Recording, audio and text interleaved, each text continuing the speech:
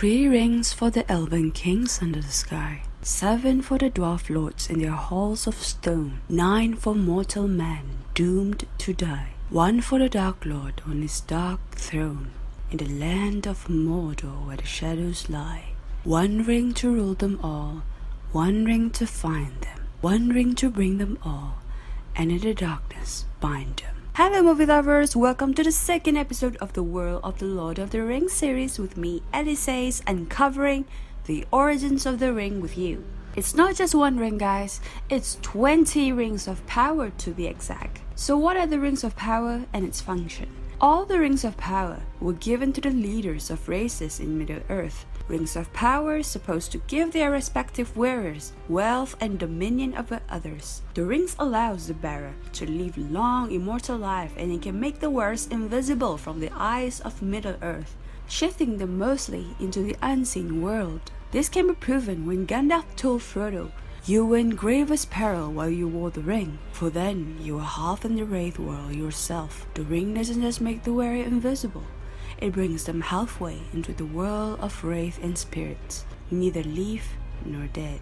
Sauron, on the other hand, could see and govern the very thoughts of those who wore them, like what happens to the Nazgul, Isildur, and Gollum. So who forged the rings of power? Celebrimbor, son of Curufin, is the grandchild of Feanor, the High King of Noldor. He followed his father and grandfather to Middle-earth, becoming the greatest craftsman like his grandfather. In Nargothrond, prideful and craft lovers he was. After the War of Wrath between the Valar and the peoples of Middle-earth against the Dark Lord Morgoth, Sauron's master, Celebrimbor lived in the kingdom of Eregion. Since Celebrimbor was the best craftsman in the kingdom, he founded a craftsman guild called Gwaith e Myrdain, Brotherhood of Jewelsmiths. They were so skillful that the great craftsmen from Dwarves of Moria admired them and bonded a friendship that led to the creation of the Doors of Durin, a door with symbols of 2 people, detailed with engraved elven riddle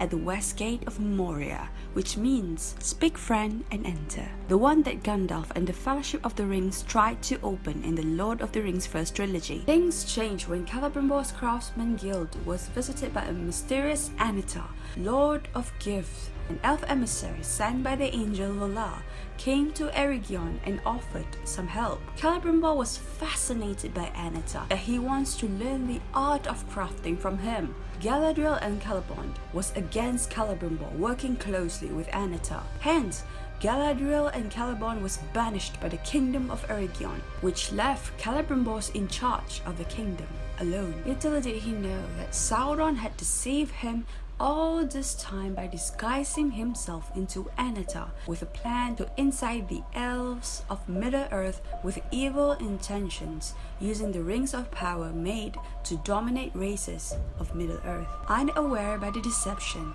Celebrimbor made 16 rings of power under Sauron's guidance. After Celebrimbor completed all 16 rings, Sauron secretly went to Mordor and forged the 1 ring with the power to rule over the minds and soul of other ring bearers. When he put the 1 ring on, the elves quickly took theirs off, realizing that Annatar was in fact Sauron, one of the surviving servants of the Dark Lord Morgoth. Furious at this turn of events, Sauron came against the elves with open war and demanded that the rings be surrendered to him. Appalled, Celebrimbor made secret rings of his own. He made 3 rings, more powerful than the other 16, whose power was free from Sauron's influence, because Sauron wasn't involved in their production. Expecting Sauron's attack, Galadriel advised Celebrimbor to quickly hid the 3 rings far away from Eregion. 1 was sent to Lady Galadriel of Lothlorien, 2 rings to Gil-galad, the High King of Noldor. Sauron attacked, destroyed the kingdom of Eregion, captured and tortured Celebrimbor till he exposed the location of the 16 rings to Sauron, but never told him about the 3 rings. When Celebrimbor died from extreme torture, Sauron shot his body with many arrows and used it as a banner in his future battle against the elves as a means of provocation. Who received the rings of power? 19 rings were made in the Second Age. 16 were given to the mortals, dwarves, and the men, while the other 3 were kept hidden by the elves. The 20th rings, which is the One Ring of Lord of the Rings, were made by Sauron himself, forged in the fires of Mount Doom, combined with a great part of his own soul and power, with Sauron's incantation in the Black Speech, which became visible only when heated by fire. In this way, Sauron's fate became bound to the ring. If the One Ring were destroyed by the fires of Mount Doom, so does Sauron's strength and power. The One Ring was made to control all the ring wearers to be under his evil influence. In the Fellowship of the Ring, when Frodo offered the One Ring to Lady Galadriel, Galadriel declines the offer and explained to Frodo that the rings can only give power according to the measure of each possessor, and that before one can use that power, one would need to become far stronger and to train one's will to the domination of others. Later, she showed him what would happen if she keeps the One Ring. 16 rings of power forged by Celebrimbor under Sauron's guide were given, 7 to the kingdom of dwarves, and 9 to the leaders of men. 7 kingdoms of dwarves include Boybeard, Broadbeard, Stonefoot, Stiffbeards, Longbeards, Iron Fist, and Blacklocks. Great miners and craftsmen they were, but the dwarves were able to resist Sauron's evil force and thus not become the servants of Sauron. Dwarves are not even invisible when they wore the ring. The rings only succeed in increasing the greed of dwarves towards treasure and wealth. It was proven in the first trilogy of Lord of the Rings, where the Fellowship passed through the kingdom of Moria. Dwarves of Moria were killed after they mined too deep to find Mithril and accidentally awakened the Balrog's fiery shadow of Maya. It is also shown in The Hobbit's final trilogy, where the heir to the kingdom of Erebor becomes mad and greed over treasures and wealth. Sauron took 9 of the rings of power from Celebrimbor and gifted those to the 9 leaders of men. They became mighty in their days as kings, sorcerers, warriors, giving them glory, immortality, and wealth. The individual who kept the ring would not grow or obtain more life. However, they would merely continue until living became unendurable.